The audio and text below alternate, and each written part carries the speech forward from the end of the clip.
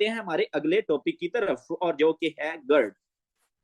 अब देखिए, गर्ड जो है अक्सर आप लोगों को भी हुआ होगा, मतलब कि आप लोगों को अक्सर सीने में जलन हुई होगी, तो वो वाले जो सीने में जलन हो रही होती है तो उसको हम हार्ट बर्न कह रहे होते हैं। तो that is one of the symptom of GERD. तो गर्ड क्या होता है, इसको हम कहते हैं गैस्ट्रो इसोफेजियल रिफ्लक्स डिजीज, और ये बड़ा कॉमन है आप लोगों का ना। लाइक जब आप क्लिनिकल प्रैक्टिस के अंदर जाओगे तो आप लोगों को इस चीज का आइडिया हो जाएगा कि ये वाली जो चीज है वो कितनी ज्यादा कॉमन है। अब गैस्ट्रो का वर्ड आया आप लोगों के स्टमक से, इसोफेगस क्या आया, इसोफेगस से, रिफ्लक्स होता है बैक फ्लो, ठीक है। तो इट मींस कि क्या हो रहा है कि हमारे पास जो स्टमक के कंटेंट्स हैं, अब आप लोगों को पता है कि स्टमक के अंदर क्या होता है, एसिड होता है, ठीक है, ये वाली सारी चीजें होती हैं। तो अब क्या होगा कि आप लोगों का एसिड अगर वापस जाने लग जाए किसके अंदर, आप लोगों की इसोफेगस के अंदर, तो ये वाली जो बीमारी होती है इसको हम क्या कह रहे होते हैं, गर्ड कह रहे होते हैं, ठीक है। तो अब आप लोगों को पता है कि अगर एसिड जो है वो वापस जाएगा हमारे पास इसोफेगस के अंदर, तो जाहिर सी बात है बंदे को जलन होगी और ये वाले जो सारे मसले हैं वो हो रहे होंगे। अब देखिए नॉर्मली थोड़ा बहुत जो है वो आप लोगों का रिफ्लेक्स हो रहा होता है। नॉर्मली तो इधर हमारे पास स्फिंक्टर था ना, ये वाला जो स्फिंक्टर है इसको हम क्या कहते होते हैं, लोअर इसोफेजियल स्फिंक्टर कहते होते हैं।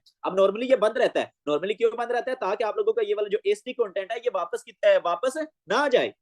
लेकिन अगर क्या हो कि आप लोगों का ये वाला जो लोअर इसोफेजियल स्फिंक्टर है ये सही काम ना कर रहा हो, ठीक है, ये रिलैक्स हो जाता होता हो, कभी कभी जो है वो सडनली ये खुद ही रिलैक्स हो जाता हो, तो आप लोगों को पता है कि जब ये रिलैक्स होगा तो इधर से आप लोगों का जो एसिड है वो वापस इसोफेगस के अंदर आएगा। तो जब आप लोगों का एसिड जो है वो इसोफेगस के अंदर वापस आएगा तो सारी सी बात है बंदे को जलन होगी और ये वाले जो सारे मसले मसाइल है वो होते होते हैं। तो इसी वजह से आप लोगों को पता चल गया कि गर्ड क्यों हो रहा था। अगर क्या होगा कि आप लोगों का जो लोअर इसोफेजियल स्फिंक्टर है उसके अंदर मसला हो रहा होगा, गर्ड है क्या, that is reflex of gastric contents, आप लोगों के गैस्ट्रिक कंटेंट्स जो हैं उनका इसोफेगस के अंदर आ जाना। अब ये तो एक तो मैंने आप लोगों को बता दिया कि अगर आप लोगों का जो लोअर इसोफेजियल स्फिंक्टर है वो प्रॉपर काम नहीं करेगा, अगर वो रिलैक्स हो जाएगा तो उसकी वजह से जो है इसका ये वाला जो सारा प्रॉब्लम है वो आ रहा होता है। तो इसको हम क्या कहते होते हैं, इसको हम कहते हैं कि increased transient lower oesophageal sphincter relaxation, ठीक है।